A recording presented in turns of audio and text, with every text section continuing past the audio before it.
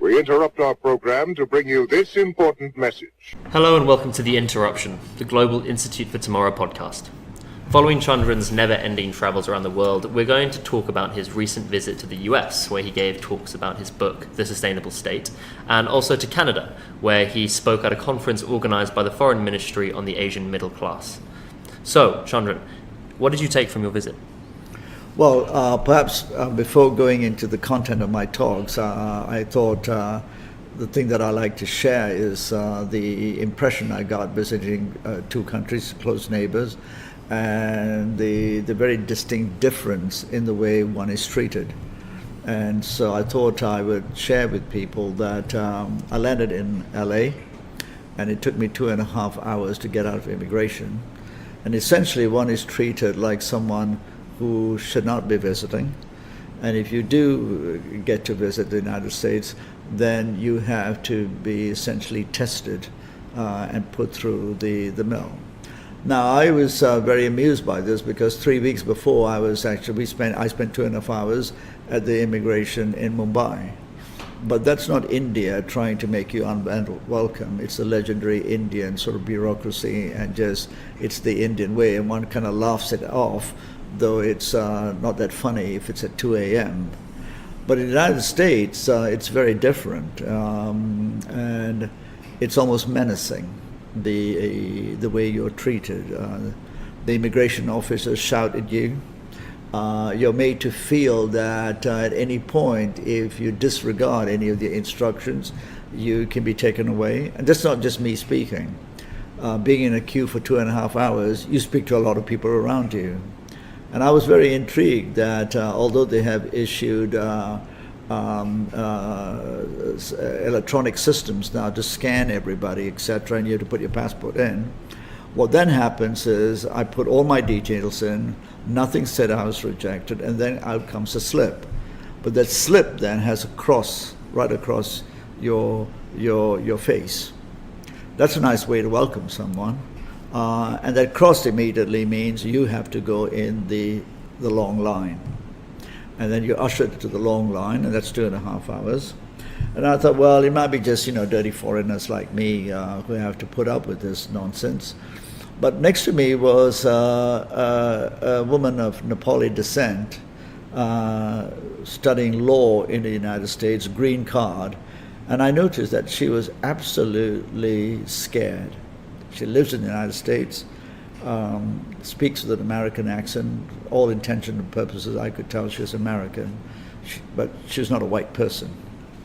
And she was really frightened. And I said, why are you so nervous? And she said, under this system, now that I've got the cross, I can turn up at the immigration counter, and depending on the preferences of the officer, I could be told I'm not allowed back in. So I was really interested. For me, it was rather a different position. If they told me I was not allowed in, no problem, I'll just go home. I don't need to be here. But I also noticed one other thing, which is very interesting.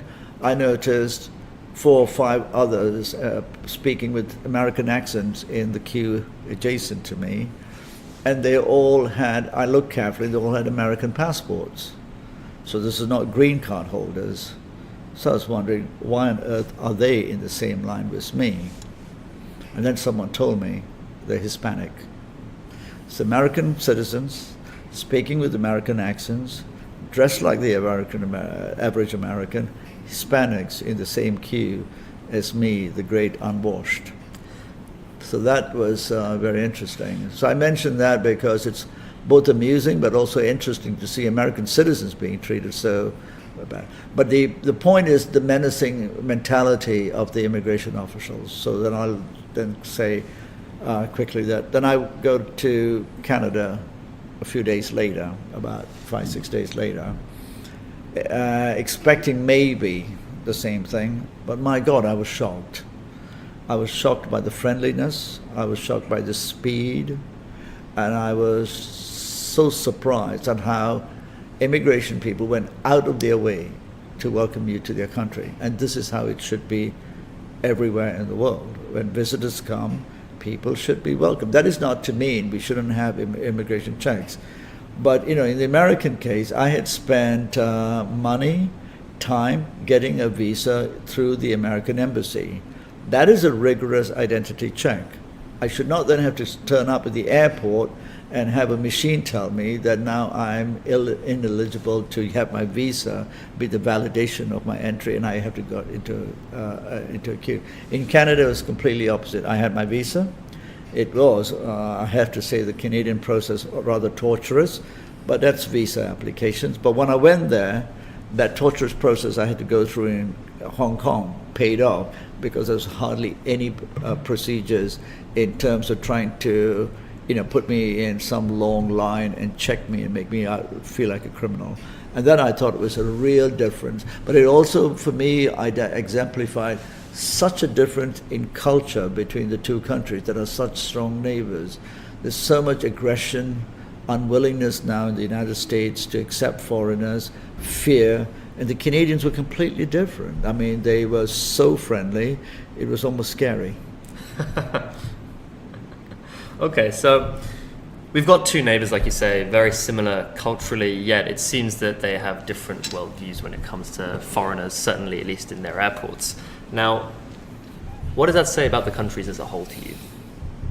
Well, it said to me a couple of things. I think the United States is scared of the world. It's consumed by its toxic politics. Every conversation was about Democrats and Republicans. There's really very little interest in the outside world, apart from which country was a threat.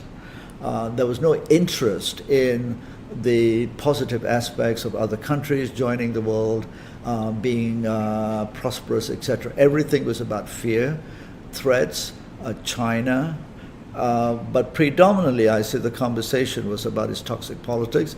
And this is the week before the news we received this week that the Mueller report said essentially vindicated Donald Trump. And it's so divisive that essentially even my American friends and the audiences I spoke to admitted that it has essentially emptied the public space in terms of public discourse about things that are anything but about the parochial toxic politics of the United States. So you don't have conversations about the bigger things in the world of more interest, and even the sort of philosophical discussions. Everything is down to whose side are you on? Do you support them? Do you not support them? And fearful of the rest of the world. So that for me was very interesting. The Canadians, of course, being a smaller country, also very isolated from the rest of the world.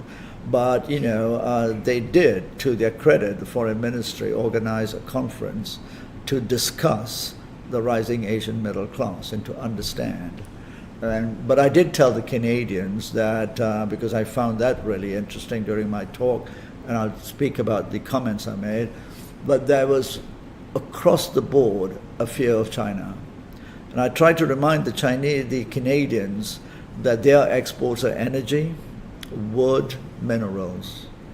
Their biggest trading partners is probably a country called China. So I try to remind the Canadians that Canada needs China more than China needs Canada, so they have to choose. But to demonize China and be fearful and present it as we have different values, and then at the same time want economic ties, is being rather hypocritical. So they have to decide.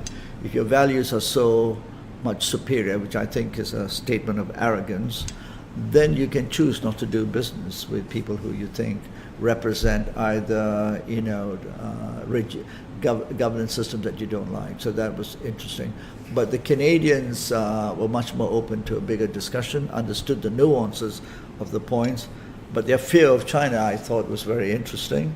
And I think given how friendly Canadians are to foreigners, I think they should extend that friendliness and acceptance and curiosity towards a large country like China and understand it more, rather than take a higher moral ground or try to fall into the trap of demonizing it. So based on what you said, it sounds a lot like the political environment of a country can really shape the way the populace and the government sees other countries, right, external countries. So, in your opinion, how should these kind of political environments be guided to change the nation state, and how is that possible? Well, I think it's a process depending on the political economy. So in the United States, the national psyche has essentially been immersed for decades in its exceptionalism. We are the chosen people. We are the house on the hill, and then at the same time, then reinforced through, a whole slew of different factors with fear of the outside world. So it's sort of slightly contradictory. On one hand, we're exceptional, we're the best, we're the strongest, we've got the strongest military and army, but absolutely petrified of the rest of the world. And Donald Trump perhaps has made that more exemplified with the America First, etc. But I do think if you have decades of that sort of behavior and that sort of belief systems, irrespective of us as foreigners seeing the Americans as divided into Republicans, Democrats, one thing they do share is their exceptionalism. One thing they do share is the fear of the rest of the world. One area where Democrats and Republicans come together now is bashing China. So when you have that, then I do think you develop, and I can't, put my finger on it, but you do create a national psyche of aggression, menace, and essentially not trusting anybody, but having superficiality as a way to address issues. And then with the political divide now, you create that. So to answer your question, I think it is, and all countries create this. I think 3 weeks ago I mentioned in a podcast about China. What China has done is essentially get its people to transform into a different, from where they came from, a low base. And I think I particularly talked about respect for public goods, the trains, the toilets. And you can change that, but you can change that for a good or a bad. And whilst the United States and other Western countries often criticize China and saying, oh, the state is imposing this and changing it, but what I've seen typically is they have helped the largest populations in the world create a net positive by changing behaviors towards essentially a collective coexistence. In a country like the United States, a different form of a national psyche has developed, which in my view is not befitting what is clearly a great nation. And it's a great nation that has now become immersed in fear and intimidation and essentially very superficial conversations. Whereas in Canada, which is of course much smaller, and I can't remember what exactly the number of the percentage of the Canadian population, I think it's a large amount that live within close proximity to the US border. There is, you could kind of explain it away by saying small population, a large country. You can explain that it's easier perhaps to forge a certain sort of identity, etc. But you probably know the Canadians, there's English speaking and the French speaking, etc.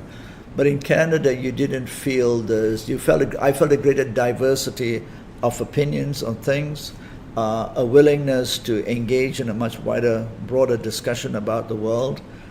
Though the one thing that sort of maybe disappointed me was the fear of China, which seemed to be spread throughout. So I think countries do develop an identity, a psyche, some of it engineered, some of it through the process of essential national identity building. And when you don't have that, obviously that is a disbenefit.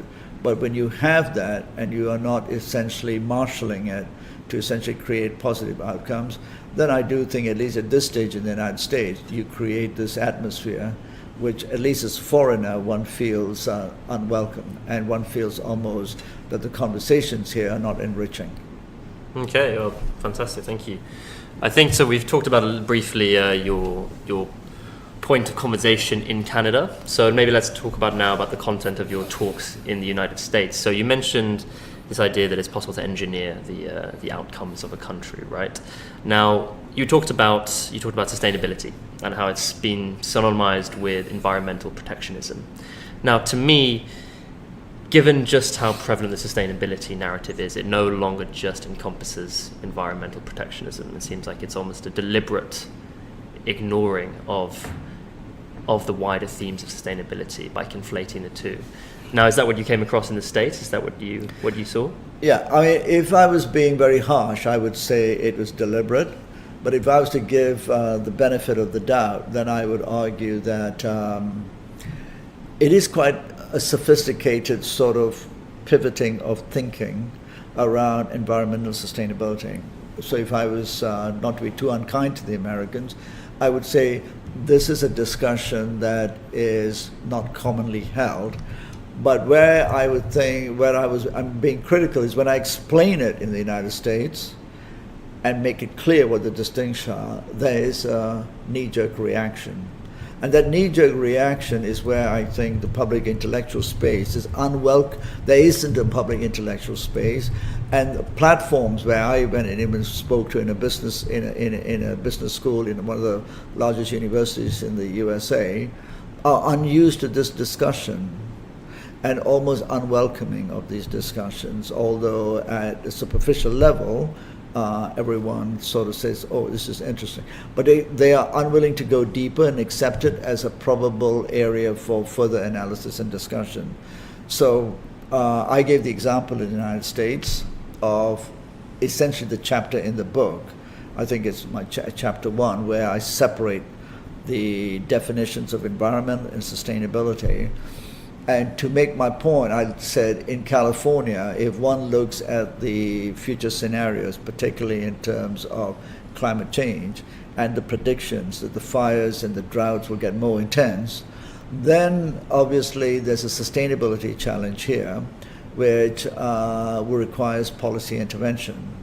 For that, it is not about how much water we use, but more importantly about, will you be allowed, because you have the financial means to live in fire risk areas with great views away from populations, which have to be supported by infrastructure of the state, and where fires then occur, the cost of the state is high. So the state would have to intervene and essentially say, people cannot go into certain areas and live because they pose, in fact, by their intrusion into these dry areas, a fire risk and then a sustainability risk, etc. And you will not be able to have a swimming pool, just to chuck it in and tease the Americans. And everyone thought this was so off the table that it was, I must have been sort of joking. But logically, I hope anyone listening to all this will see that is the challenge going forward. If the science is the scientific evidence that the fires will become more intense, the droughts more intense, you have to take action.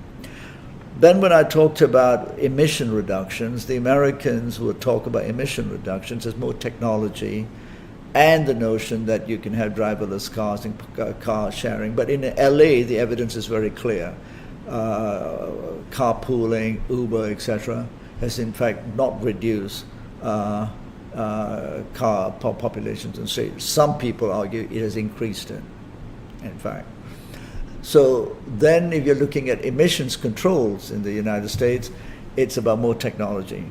So when I said to the Americans, if climate change is the reality that you're seeing in this state, you might have to take some dramatic actions. For instance, you might have to quadruple the price of gasoline. And everyone looked at me like, you're crazy. Because in that is not even in the realm of a policy option.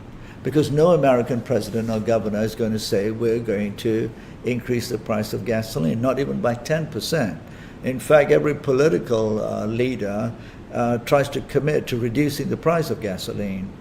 But the sustainability challenge in that area, if you're committed, and these are supposed to be some of the smartest people on the on the west coast of the United States, etc., will require pricing in the externalities of essentially carbon consumption. That is not thought about, let alone removing cars off the street. So I think this is the ideological struggle. and the inability to essentially intellectually separate these issues that I found in the United States, and almost amusing but also frightening. Yeah, I mean, it's certainly a contrast with your podcast the other week on China and how you were talking about the ground-up individual behavioral changes Yes. that the Chinese government actually successfully managed to enforce. It sounds like something similar is going to be needed. But in generally, the US, I would but it's a long way off. Yeah, I'd say both in America and Canada. The Canadians, when I spoke about this, it just says, "My God, we've never even thought about it." Because the point I made is you have to make sacrifice. In the rich countries, if you're committed to this, sacrifice is critical. But no one talks about sacrifice. Everyone talks about how we can maintain our standards of living through essentially intervention with technology, but no sacrifice. The Canadians at least said, "You're right. How are we going to do it? I don't know." The American view, and I'm generalizing here, is no sacrifices are needed because somehow we'll find a way. And I think that's in a very, nutshell, the difference. But both Americans and Canadians found the concept of sacrifice very, very new and difficult in the sustainable discussion. Because, of course, I put that in the context for the rest of the world, 80% of the world, it's not sacrifice. It is the majority of people in that part of the world getting access to the basic needs, which is basic human rights. Yeah. Very different pivot points there. Thank you very much, Chandran. I'm afraid that's all we have time for today.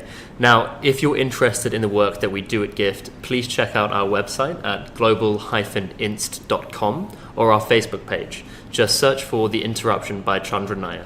Thank you. We return you now to your regularly scheduled program.